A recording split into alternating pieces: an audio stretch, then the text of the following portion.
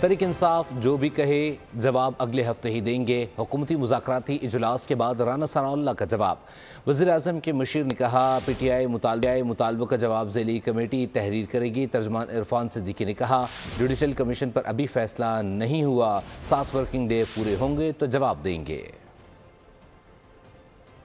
Committee बनाई है, charter of demand है का जवाब तैयार करेंगे। वो जवाब जो है वो देंगे नेक्स्ट वीक। ठीक है जी, वो जो कहना चाहें वो कहें। हम जो जवाब तैयार करेंगे वो तहरीरी तौर पर उनकी खिदमत में पेश करेंगे।